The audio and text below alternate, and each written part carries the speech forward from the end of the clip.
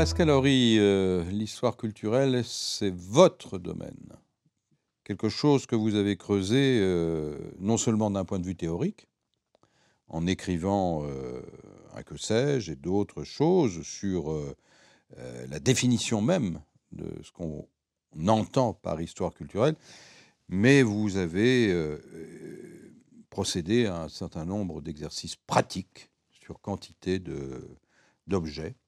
La bande dessinée, y compris la bande dessinée sous l'occupation, avec ce très beau livre qui s'appelle « Le petit nazi illustré », mais aussi la gastronomie, mais aussi les fêtes populaires.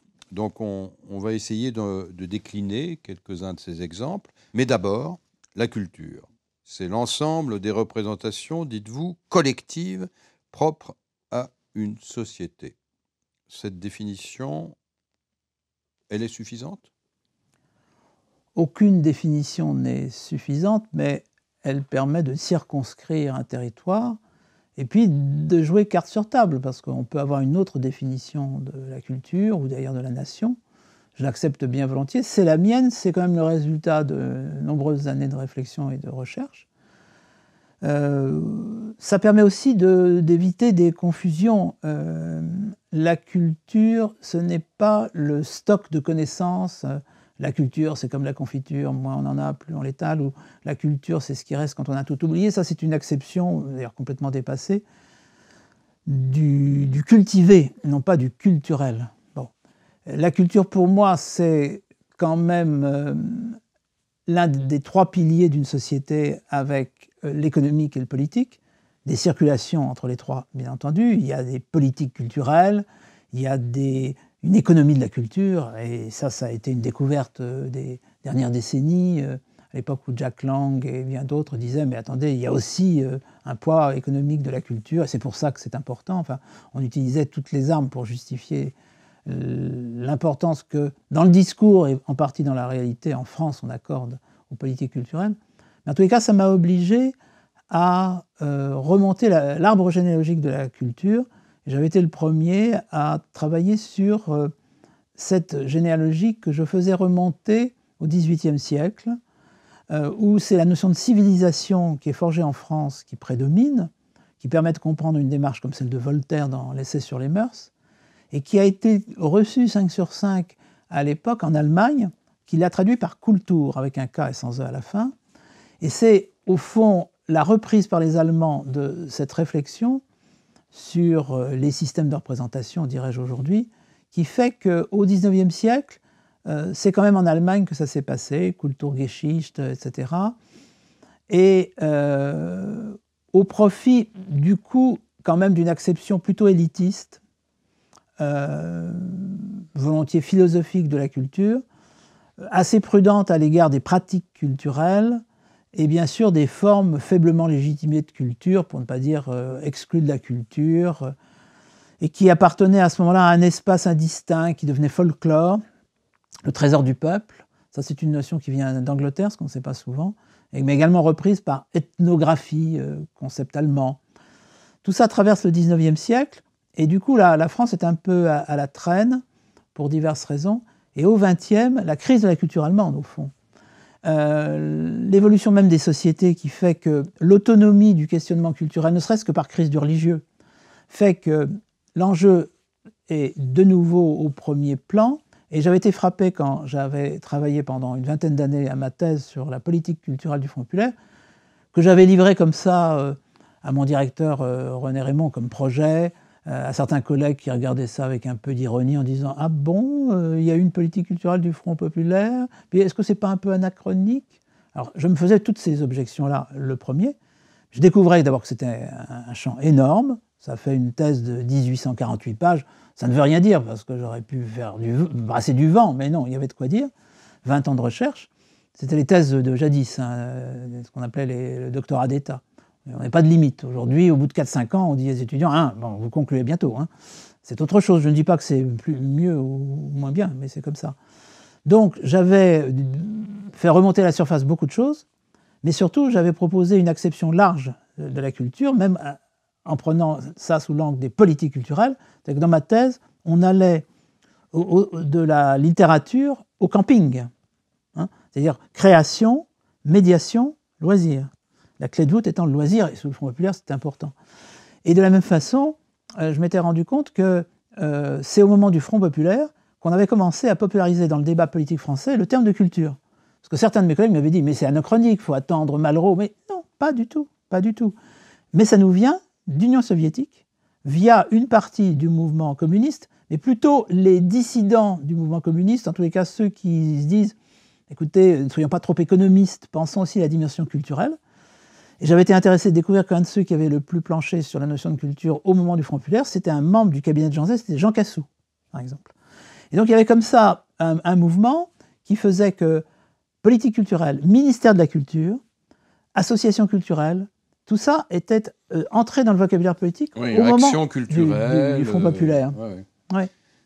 Mais alors, précisément, ces mots, culturel, action culturelle, peut-être pas culture populaire, mais association culturelle, tout ce qui est culturel, ce que le ministère de la Culture appellera pratique culturelle.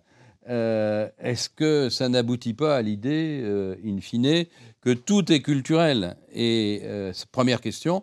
Et deuxième question, qu'est-ce qui différencie votre approche des fameuses cultural studies qui, elles, sont plutôt centrées sur l'idée de différencier les cultures dominantes et les cultures dominées, ou les cultures racisées ou non racisées, etc., etc. Alors, si je commence par la deuxième principale question, les cultural studies, pour être alors culturalistes, se sont développés dans des départements universitaires qui n'étaient pas des départements d'histoire.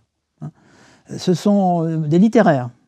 En Angleterre, l'école de Birmingham, Thomson et quelques autres, qui ont attaché le grelot. Et d'une certaine façon, c'était une manière de mettre en branle les sciences humaines et sociales autres que l'histoire, en leur disant « la culture est un enjeu ». Pensez-y, même les économistes, vous devriez vous préoccuper de la culture ouvrière, etc. Et le résultat, c'est qu'effectivement, je pense qu'une partie des cultural studies se sont légèrement perdues en route, en diluant la notion de culture, à mon avis, à l'excès. Et puis alors, je vais utiliser un jugement de valeur, bien sûr, on peut ne pas le partager, en succombant à des tentations un peu communautaristes qui me paraissent assez typiques de la culture anglo-saxonne, qui font que, à partir du moment où entre en crise, d'ailleurs, le communautarisme par classe sociale, on y substitue d'autres communautarismes. Et on arrive à la situation actuelle que l'on connaît, qui finit par concerner la France aussi, parce qu'il y a une forme d'américanisation plus ou moins rampante. Bon, ça c'est une chose. Les cultural studies sont quand même des alliés, d'une certaine façon. Des problématiques peuvent être communes. Mais je pense que l'idée qu'il y a des rapports de force qui ne sont pas forcément au profit de la base échappe un peu aux cultural studies. Parce que, évidemment, la grande victime des cultural studies, c'est la culture savante, quoi, qui aurait tous les défauts. Donc, je crois que c'est important de voir comment circulent les mondes culturels entre eux, comment il y a des phénomènes, d'ailleurs, de légitimation, des phénomènes de délégitimation, et ça m'a toujours passionné. C'est pour ça que je me suis intéressé, entre autres, à l'histoire de ce que j'appelle les philies. Pourquoi est-ce qu'il se cristallise une cinéphilie, une bédéphilie, une jazzophilie, etc. Et plusieurs de mes étudiants ont poursuivi dans cette voie-là. Ça me paraît plus riche que le caractère parfois paradoxalement un peu fermé, figé, de cultural studies, qui par exemple vont systématiquement privilégier les cultures faiblement légitimées, comme si c'était les seules qui méritaient l'étude. Alors, pour remonter à la question précédente, bon, ce qui est certain, c'est qu'avec une acception aussi large, même dans mon cas, il pouvait y avoir un risque de dilution. Je pense l'avoir évité d'abord en travaillant sous l'angle du rapport culture et politique. Politique culturelle, aussi culture politique d'ailleurs, et en faisant en sorte qu'on voit bien que les institutions remontent loin dans le temps, et d'autre part ont des logiques propres. C'est pour ça que souvent j'ai distingué mes programmes de recherche et ceux de mes étudiants en disant, au fond, c'est pas seulement politique culturelle, c'est institution et politique culturelle. Il y a des logiques autonomes des institutions culturelles dont il faut prendre en compte la pertinence. Il est évident que la Comédie Française, l'Opéra de Paris, pour prendre des institutions monarchiques, en fonction de cette distinction que j'ai faite à plusieurs reprises, ligne monarchique, ligne libérale, ligne démocratique des politiques culturelles, ce sont des institutions qui ont une telle autonomie que c'est très intéressant de voir la logique qui les fait fonctionner. et ne pas considérer a priori que ce sont simplement l'émanation de la société du temps. Bon. Ça me paraît important. D'autre part, il est évident que ce monde du culturel, je préfère dire du culturel, puis ça paraît un peu langue de bois, mais ce monde du culturel est toujours en rapport dialectique pour moi avec les deux autres mondes qui sont le monde de l'économique et le monde du politique. Pas de la politique, mais du politique. Et qu'il y a des croisements, des interactions. Je crois que, effectivement, vous prenez n'importe quelle question culturelle, elle a une dimension économique et une dimension politique. C'est ce que j'ai essayé de montrer d'ailleurs dans le que sais-je auquel vous faisiez allusion, Philippe, tout à l'heure. Il n'en reste pas moins qu'il y a quand même chez moi une préoccupation de la médiation qui s'est renforcée avec le temps, c'est-à-dire que je me refuse absolument au piège qui consiste à considérer que la culture se ramènerait à la création. La création, c'est très important, d'ailleurs j'aurais tendance à l'appeler plutôt la production. Production, médiation, diffusion. Et en particulier, je pense qu'il y a dans la religion culturelle, pour le coup, un privilège accordé à la création qui sent bon quand même son cléricalisme, quoi. Tandis que la médiation, c'est absolument passionnant. Parce que, par exemple, ce que j'explique à mes étudiants quand je vais leur expliquer très vite ce que serait la préoccupation de l'histoire culturelle, c'est qu'on n'écrit jamais un livre. C'est rarissime. Rodolphe Töpffer, à la main, il a écrit directement certains ouvrages. On n'écrit jamais un livre, on écrit un texte. Pour que ça devienne un livre, il faut trouver un éditeur, un directeur de collection qui parfois vous passe commande, un imprimeur, des journalistes, des libraires, bien entendu, sans parler éventuellement de lecteurs. Après tout, un livre peut exister sans lecteur. Et c'est là qu'on voit que, évidemment, c'est une chaîne. Et que si on privilégie la création, on oublie quand même l'essentiel qui est le rapport à la société. C'est pour ça que j'ai participé, d'ailleurs on est venu me chercher, parce que c'est pas moi qui étais à l'origine de ça, mais aux premières histoires de l'édition.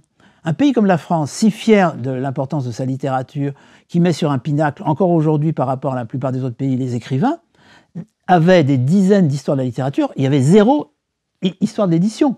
Alors, ne parlons même pas d'histoire des bibliothèques, l'histoire des librairies. C'est à peine s'il y a une histoire des bibliothèques, même l'histoire des librairies, très peu de choses aujourd'hui. Enfin, des monographies, mais pas d'histoire générale. Histoire générale de l'édition, c'est les années 60-70, c'est très récent quand même, c'est très récent. De la même façon, j'avais participé vers l'an 2000 à la première soutenance de thèse sur un producteur de cinéma. Il y avait des centaines de travaux sur les réalisateurs, aucun sur les producteurs, etc., etc. Maintenant, on s'intéresse aux directeurs photo, maintenant on s'intéresse aux critiques. C'est ça l'histoire culturelle qui dit, écoutez, vous êtes bien gentil, mais... Alors, prenez le cas d'un film, c'est quand même une création collective. Même quand il est signé Jean-Luc Godard, quoi. Et a fortiori quand il vient du système hollywoodien qui était incroyablement industrialisé, quoi. Mais alors, vous parliez de l'articulation, voire de la jonction entre culture et politique. Il est vrai qu'il y a des époques où cette jonction est plus forte qu'à d'autres. Vous avez étudié le Front populaire, on va y revenir tout de suite. Ce que je voulais vous demander, c'est que dans la mesure où il y a des périodes où la culture, le culturel, est relativement autonomisé, disons, par rapport aux politiques. Le culturel fonctionne, si je puis dire, en roue libre. Vous savez, Gilles Deleuze était assez méfiant sur la culture. Il disait, j'en ai marre de ces gens cultivés qui vont voir toutes les expos, etc., qui n'ont rien à dire, sauf qu'à raconter s'ils ont aimé ou pas aimé ce qu'ils ont vu. Ce que je veux dire par là, c'est qu'il y a des moments, le Front populaire en est un, 68 en est d'autres, il y en a peut-être d'autres, les années 90, j'en sais rien, mais ne croyez-vous pas que, quand même, dans la mesure où c'est le Front populaire qui a lancé, disons, cette idée des associations culturelles, du culturel, de ce que Jean Baudrillard, qu'on citait tout à l'heure, appelait aussi ce recyclage infini, enfin, vous voyez, de la culture. Alors, comment vous faites pour bien balancer, en quelque sorte, ces périodes? Alors, je ne dis pas, quand le culturel est autonomisé, ça peut produire des choses magnifiques, hein, du théâtre, du cinéma, plein de choses, voire du spectacle vivant, des performances. Mais il y a quand même une question autour de ça, parce que toutes les périodes ne nous offrent pas la Marseillaise de Jean Renoir ou le groupe Octobre de Jacques Prévert faisant du théâtre dans la rue au profit du Front populaire. Vous voyez ce que je veux dire? Ah, je vois ce que vous voulez dire, mais j'aurais tendance à répondre que d'une part, ça dépend du régime politique. Il est évident que les régimes politiques interventionnistes, de droite comme de gauche, hein, d'ailleurs, là, pratiquent la mixité des deux, et ils ne sont pas si rares que ça. Ce sont généralement des périodes autoritaires, voire totalitaires. Les périodes de grandes crises politiques et de guerre font qu'il est quand même extrêmement difficile d'autonomiser la pratique culturelle. Au fond, c'est la démocratie libérale qui réaliserait le cas pur et parfait, qui bien sûr n'est jamais atteint, d'autonomie du culturel. Il faut aussi tenir compte, alors ça c'est l'historien de la nation qui intervient aussi, des cultures nationales, parce que vous avez des pays qui sont spontanément décentralisés, comme la Suisse, voire même l'Allemagne, évidemment l'Italie, etc. Vous imaginez bien que s'il y a eu des périodes de centralisme culturel, ce sont plutôt des périodes d'exception, pas toujours très sympathiques dans la mémoire nationale, etc. Donc, il faut certaines conditions pour qu'il y ait cette autonomie. Je pense quand même que les progrès d'une forme de libéralisme philosophique d'abord et économique encouragent cette autonomie, et que la société culturelle elle-même, qu'il s'agisse plutôt des intellectuels ou, peut-être plus important encore pour moi, des artistes, regarde quand même avec faveur l'hypothèse de l'autonomie, c'est-à-dire le maximum de soutien, le maximum de compréhension et le maximum de liberté. Or, c'est vrai que c'est rarement compatible, hein. Ça se paye quelque part. Cette autonomie, elle est aussi liée à, je pense, une sociologie qui a évolué. Pour simplifier, il y a eu quand même une valorisation du rôle de l'intellectuel et de l'artiste, au moins dans une société comme la société française, mais pas seulement. L'intellectuel peut-être dans la société française, l'artiste dans beaucoup d'autres sociétés, au moins occidentales, qui fait que ce n'est pas aussi non conformiste de choisir l'art qu'à d'autres époques. Enfin, et puis quel art je m'intéresse beaucoup à la bande dessinée, je suis critique de bande dessinée depuis un quart de siècle. C'est vrai que la légitimation croissante, puisque ça c'est une des questions en effet qui m'intéresse, cette légitimation, je pense que je vais y retravailler un jour là-dessus, cette légitimation de la bande dessinée devenue 9e art, fait que, je dirais ironiquement, à l'époque de Hergé, du jeune Hergé, quand on était un peintre raté, on se disait je vais faire de la bande dessinée, d'ailleurs on n'appelait même pas ça bande dessinée, je vais travailler pour les illustrer, pour faire des petits Mickey. Il n'y avait même pas de nom, bande dessinée ça apparaît en France un tout petit peu dans les années 30 et à partir des années 50, ce qu'on ne sait pas, c'est un mot très récent. Et ironiquement, je dirais aujourd'hui, on rêve de faire une carrière en bande dessinée, et si on ne réussit pas, on se dit je vais peut-être me mettre à la peinture. Vous voyez.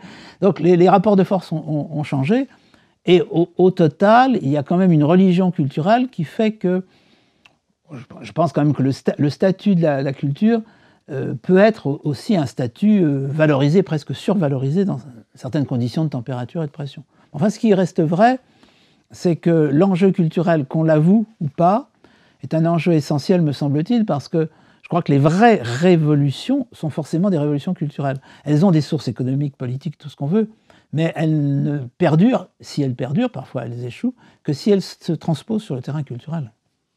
Un petit mot rapide pour rebondir sur la bande dessinée dont vous êtes un fin connaisseur. Qu'est-ce que vous avez observé justement sur 50 ans, sachant que vous avez écrit un article sur Mickey de l'après-guerre qui s'appelle Mickey Go Home, où vous montrez clairement que, alors qu'on pensait que l'américanisation, disons, de la bande dessinée allait advenir, les éditeurs, les dessinateurs français ont réussi à s'imposer. Là, nous sommes dans les années 50, donc ça, première remarque. Et deuxième remarque, est-ce qu'il y a des cultures nationales de la bande dessinée en Europe, pour ne pas aller au-delà pour l'instant?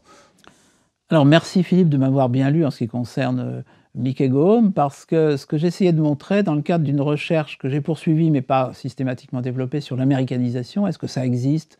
Qu'est-ce qu'on met dans ce terme? Vers quoi est-ce que ça a tendu? J'avais découvert qu'il y avait un cas très clair de désaméricanisation. Et pour moi, c'était l'enjeu théorique qui était intéressant au-delà d'anecdotes, à savoir que la combinaison des traditions graphiques françaises, mais surtout d'une loi protectionniste à caractère moralisateur, parce qu'elle ne pouvait pas être anti-américaine, on était en pleine guerre froide, la France était dans l'orbite américaine, mais cette loi de 1949 sur les publications destinées à la jeunesse, qui était vraiment une loi de moralisation qui réintroduisait la censure, après Vichy, après la loi de 1881 si libérale sur la presse, c'est-à-dire sur l'édition aussi. Il ne faut pas oublier que la loi de 81, c'est pas simplement la presse, hein, c'est l'édition, c'est tout ce qui est imprimé. Ben, on reculait. En 1949, on a restauré une forme de censure avec une commission qui se réunissait au ministère de la Justice, pas de l'Éducation nationale, hein, bon. Mais ça a eu des effets protectionnistes, très efficaces, qui étaient attendus d'ailleurs par certains de ses initiateurs. Mais il faut savoir que la loi de 49 était soutenue par la droite catholique comme par le Parti communiste. Il y avait une convergence sur ce plan-là, sauf que la droite catholique voulait en profiter pour gêner les communistes, en disant bah oui, on pourrait peut-être quand même regarder de plus près Vaillant, là, etc. Alors les communistes ont commencé à se dire dans quel piège est-ce qu'on est tombé. N'empêche qu'ils avaient soutenu le principe de la loi, ils ne l'ont pas complètement voté du coup. Eh bien, cette loi a été très efficace parce qu'elle a permis de constituer une sorte de citadelle franco-belge. Parce qu'il faut ajouter les Belges, même les mettre au centre.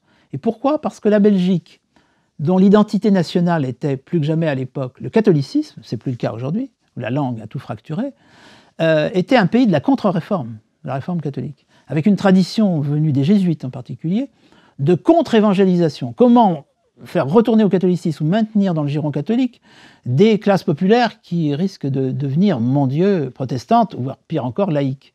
Ça, c'est la Belgique hein, que je viens de définir. Ça a donné Casterman, éditeur de Missel et ensuite de Tintin. Ah oui. Oui, ça a donné Dupuis, où pendant pas mal de temps, un père jésuite relisait chaque numéro de Spirou. Etc. Donc le lien est évident. Et c'était une évangélisation moderne. Parce qu'on n'attrape pas les mouches avec du vinaigre, donc on va faire une bande dessinée moderne à l'américaine, mais avec des morales bien catholiques, conservatrices. Et ça nous donnait une certaine forme de Tintin, une certaine forme de Spirou. Et puis grâce à cette citadelle protégée par ce protectionnisme qui était moral et non pas économique au départ, mais qui avait des conséquences économiques, qu'est-ce qu'on a obtenu ? La génération suivante des auteurs de bande dessinée, bien protégés par cette loi de 49, a secoué le cocotier et a commencé à dire mais nous allons aussi faire de la bande dessinée sexuelle, de la bande dessinée dite pour adultes, Barbarella, et puis Pilote a grandi avec ses lecteurs, et puis après il y a eu À suivre. Et donc grâce à ce protectionnisme initial, on a eu une bande dessinée libérée, même de l'influence catholique. Ça c'est assez remarquable. C'est assez remarquable, oui. Ouais. Sinon, pardonnez-moi, donc en ce qui concerne la bande dessinée, ce que j'ai appris aussi, c'est que, bien sûr, c'est un cas remarquable de légitimation, tardive par rapport au cinéma, même par rapport au jazz et à d'autres domaines faiblement légitimés, même comme la science-fiction. D'ailleurs, la bédéphilie est née dans les milieux de la science-fiction. Ce sont les mêmes qui, souvent, se sont également intéressés à la bande dessinée dans les années 60. On a inventé le mot 9e art à cette époque-là, et on a vu apparaître un phénomène qu'on avait bien connu pour le cinéma, le jazz, etc., c'est-à-dire des chapelles qui se querellent, des revues théoriques, un peu comme Positif, les cahiers du cinéma, etc. Et du coup, la légitimation de la bande dessinée a été lancée.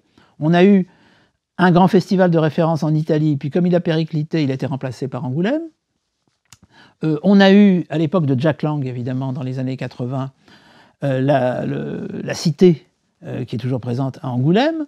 On a vu, plus extraordinaire encore, mais avec beaucoup de lenteur, certaines écoles de beaux-arts s'ouvrir à la bande dessinée. Ouais.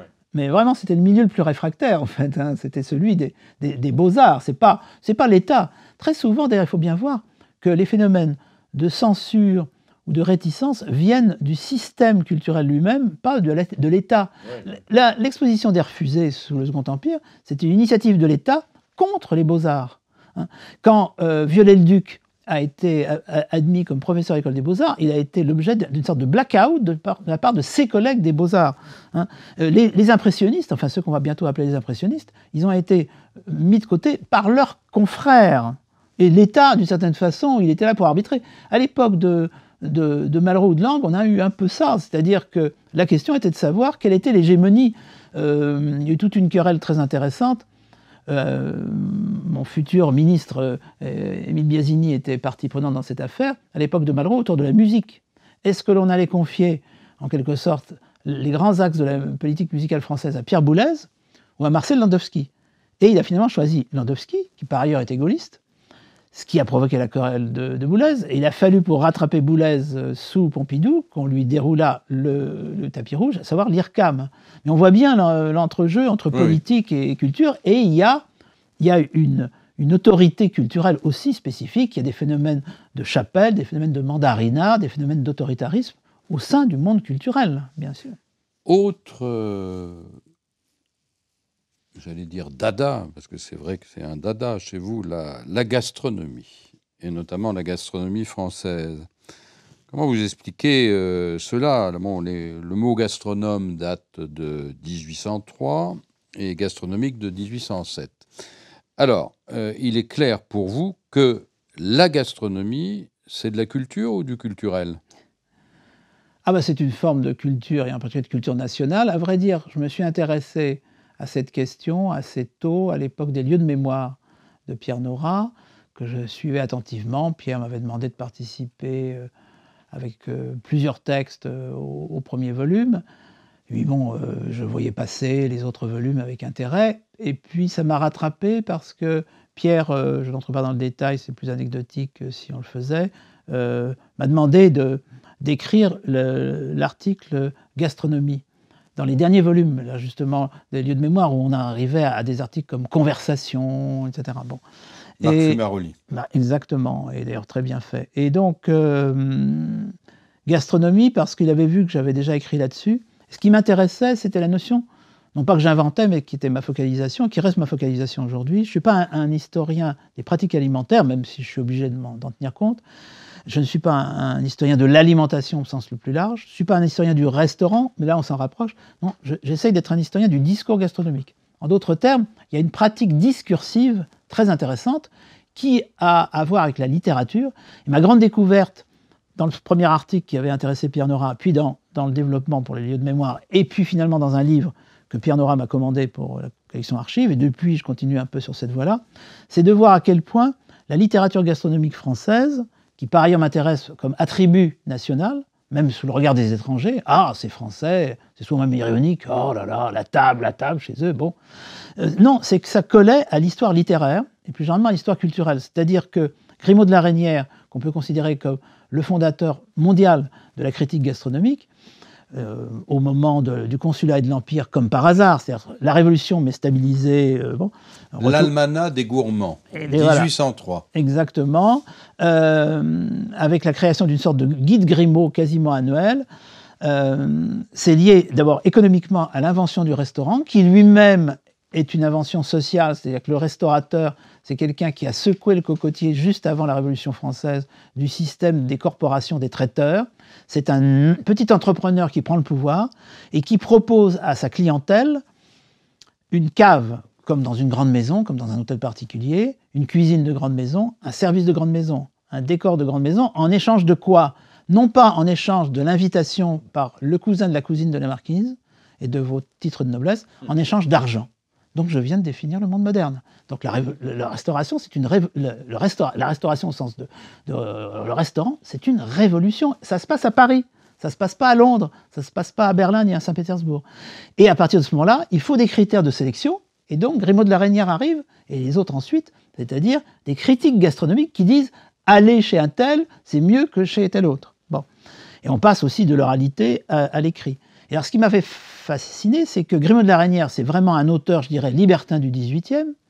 Brillat-Savarin, qui est le premier grand théoricien contemporain à peu près de Grimaud, lui, c'est un pur enfant de ceux qu'on appelait les idéologues sous la Révolution française. C'est un lecteur de Cabanis, c'est un matérialiste. Enfin, c'est très intéressant. Personne ne le disait, ça. Il disait, Brillat-Savarin, c'est un magistrat qui avait des loisirs. Non, c'est quelqu'un qui a lu les philosophes de la Révolution française. C'est un matérialiste, sauf qu'il se déguise un peu. Cabanis, c'est ses rapports entre le physique et le moral. Exactement. Effectivement, qui a été lu par Stendhal et d'autres, mais qui a énormément compté dans ce qu'on pourrait appeler la philosophie de la sensation naissante. Exactement. À la suite de Condillac. Exactement. Et Balzac était un admirateur de Brillat-Savarin. Et la physiologie du mariage, c'est un clin d'œil à la physiologie du goût de Brillat. Mais ensuite, vous avez des gens comme Moncelet qui appartiennent plutôt à la génération romantique. Vous aurez au début du XXe siècle Kurdonsky, Maurice-Édouard Saillant dit Kurdonsky, qui est un boulevardier. Et on en arrive à... et j'avais été assez content de moi quand je m'étais rendu compte qu'à la fin de mon livre sur le discours gastronomique français des origines à nos jours, paru à la fin du XXe siècle, je m'étendais sur Goemio, et je disais, mais Goemio, ce sont les hussards. C'est-à-dire que quand on lit Goemio, on se dit qu'ils ont le même regard que les hussards sur la vitesse, la légèreté, l'insolence, l'impertinence, le désengagement, etc. Et juste après la sortie de mon livre, Christian Millot, donc le Millot de Goût et Millot, sort un livre où il n'est pas du tout question de cuisine, qui est un recueil de ses critiques littéraires, où il est question de Nimier, de Jacques Laurent, de Blondin. Donc vous aviez bien vu. J'avais bien vu. Et puis il y a quelque chose d'extraordinaire qui va loin et qui vous intéresse certainement, Philippe. Dans cette anthologie commentée, Discours gastronomique français des origines à nos jours, je citais un petit canular, en quelque sorte, extraordinaire, du magazine Lire à ses débuts, quand son rédacteur en chef était Pierre Bonsen, et il citait un texte de la Nouvelle Philosophie, qui attaque le marxisme, et qui exalte Glucksmann, Bernard Lévy. Ils disent, de qui est ce texte? Solution en page, temps. Vous vous reportez dans la page, vous vous rendez compte que c'est un texte de Goût et Millot. Simplement, à la place de Sauce, on a mis marxisme, à la place de Bocuse, on a mis Glucksmann, et ça fonctionne. Ce qui prouve qu'il y a un zeitgeist, il y a un esprit du temps, et qu'à un certain moment, on pense d'une certaine façon. Et la nouvelle cuisine, c'est pas ridicule de dire qu'elle avait un rapport avec la nouvelle philosophie, enfin l'esprit du temps. C'est pas ridicule. Et on pourrait poursuivre aujourd'hui, évidemment. Mais est-ce que ça change pas la situation quand même quand Jacques Puiset vient de mourir, il était dans la lignée, disons, en dehors du fait qu'il était chimiste, disons, ce qu'on pourrait presque appeler un physiologue du goût, voire un philosophe du goût. Et alors, d'un côté, effectivement, se développent, par exemple, les classes de goût pour le primaire ou le secondaire, pour nos écoliers. Et de l'autre, il y a quand même le végétarisme, la mode végane, le bio et le recul quand même, ce qui est un petit peu logique quand même, du repas, de déjeuner, d'affaires, qui alourdit tout le monde et qui empêche que la souris de l'ordinateur puisse se frayer un chemin véritablement aisé. Ça change un peu quand même, non? Les représentations culturelles, pour le coup. Elles changent toujours, et ça témoigne de changements de société sur lesquels, à la limite, on n'a pas de jugement de valeur à porter. Je reviens d'abord sur votre hommage justifié à Jacques Puiset, qui était un grand monsieur. Vraiment, pour moi, c'était un penseur des Lumières, et très préoccupé de l'éducation. Parce que l'éducation au goût, les classes de goût, etc., c'est Puiset quand même très largement. L'Institut du goût.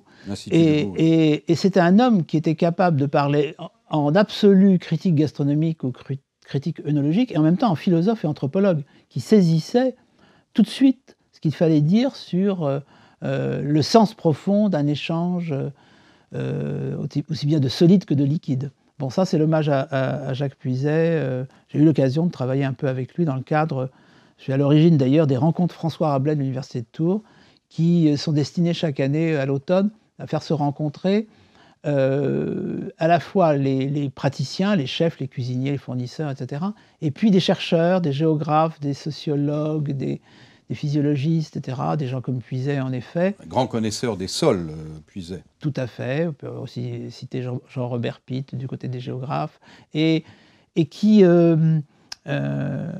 savent vraiment aussi transmettre, qui ont une capacité de transmettre. Et donc, le dernier pilier de ces rencontres, François Rabelais, auquel je tiens beaucoup, ce sont les écoles hôtelières, publiques en particulier, pas les fameuses écoles hôtelières privées seulement, même si elles ont leur place aussi, et en particulier tout le personnel enseignant des sections hôtellerie-restauration, dont la France peut être assez fière.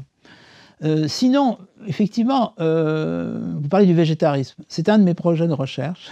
J'ai commencé à avancer quelques pions. Enfin, je fonctionne comme ça, donc j'ouvre des dossiers, puis on verra ce que ça donnera. Je crois que le XXIe siècle va être confronté à une montée exponentielle du mouvement végétarien. Oui. Ceci posé, il faut distinguer flexitarien, végétarien, végétalien, etc. En lien avec la cause animale. Exactement, donc c'est vraiment un basculement philosophique. Il me semble très important de voir que c'est un phénomène récent, puisque comme d'habitude, il y a une légende végétarienne consistant à dire « Attendez, Pythagore, les pythagoriciens… » Non. Ça part essentiellement du XIXe siècle, mais je ne peux pas développer, mais j'y tiens beaucoup et je l'affirme, c'est le XIXe siècle protestant. Et à ce moment-là, je vais citer quelqu'un qui n'est pas Pythagore, je vais citer les frères Kellogg, les céréales du petit déjeuner. Ils étaient deux, les frères Kellogg. Il y a un qui est plutôt médecin et l'autre qui est plutôt manager. Et ils se sont associés. Et qui sont les frères Kellogg? Ce sont des militants adventistes qui sont anti-alcooliques, végétarien et puritain au sens moral. Il ne faut pas oublier que puritain en anglais, ça signifie intégrisme protestant. C'est théologique d'abord, le puritanisme, ce n'est pas spécifiquement moral. Et ça donne quoi? Ça donne la lutte contre la masturbation. Alors là, le frère médecin était très contre. Donc, quels sont les dispositifs pour éviter l'être humain, normalement constitué homme ou femme, de se masturber? Deuxièmement, il faut lutter contre l'alcoolisme, donc prônons le lait. Et puis, éventuellement, le lait de soja, parce qu'on est aussi végétarien. Donc, pas de lait de vache. Et ça donne les céréales au lait au petit déjeuner. Parce que contre quoi les frères Kellogg se battent-ils? Et nous sommes dans les années 1870-80, ça remonte, hein, comme diraient mes enfants.